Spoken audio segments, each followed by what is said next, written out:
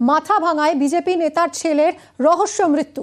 গত শুক্রবার নিখোঁজ হয়ে যান এবং তারপর রেল লাইনের ধারে তার দেহ উদ্ধার হয়।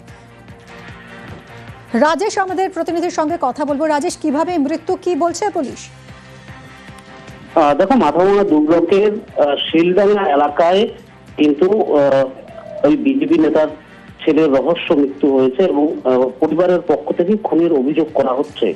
পরিবারের দাবি যে 26 তারিখ সন্ধ্যার পরে তার ছেলে বাড়ি ফিরছিলেন, সে সময় শিলডাঙ্গা এলাকায় একটি ক্লাবের পাশে ব্যারিকেডে ধাক্কা মারে বলে ক্লাব পক্ষ থেকে তাকে জানানো হয়। তারপর তিনি ঘটনাস্থলে এসে ছেলের বাইক এবং মোবাইল পেলেও ছেলেকে খুঁজে পাননি এবং ক্লাব কর্তৃপক্ষ জানায় যে তিনি বাড়ি চলে গেছেন, কিন্তু বাড়িতে গিয়েও যখন ছেলেকে খুঁজে পাননি তিনি হন্তদন্ত হয়ে ছেলেকে খুঁজতে থাকেন।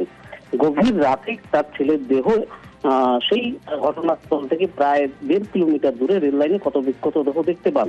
তার যেটা অভিযোগ যে এই ঘটনায় তৃণমূলের লোক জড়িত রয়েছে, তিনি দীর্ঘদিন ধরে বিজেপির সঙ্গে যুক্ত, তাই তাকে থামাতেই এই চক্রান্ত করা হয়েছে এবং তার ছেলেকে খুন করা হয়েছে। এবং এরপর কিন্তু থানায় অভিযোগও দায়ের করেছেন এবং এই ঘটনা তৃণমূল কংগ্রেসের পক্ষ থেকে অভিযোগ অস্বীকার করা হয়েছে। তৃণমূলের দাবি, সেখানে যখন আলপনা করা হচ্ছিল তখন দ্রুত গতিতে বাইক চালিয়ে সেখানে ধাক্কা মারে এবং তার ছেলে সেখান থেকে চলে যায় বলে তারা জানতে পেরেছেন। এই ঘটনার সঙ্গে কোনো রাজনীতির যোগ নেই, তবে খুন না আত্মহত্যা এই ঘটনার কিন্তু তদন্ত শুরু করেছে পুলিশ। ধন্যবাদ।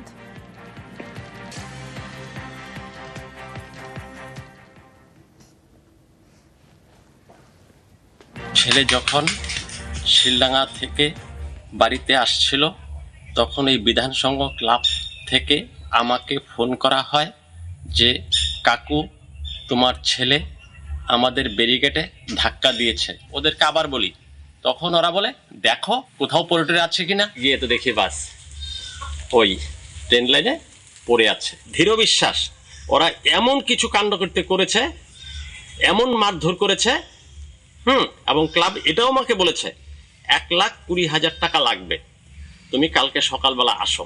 মেরে রেল লাইনে ফেলে দিয়ে ট্রেন অ্যাক্সিডেন্ট বলে চালিয়ে দেওয়ার চেষ্টা করেছে।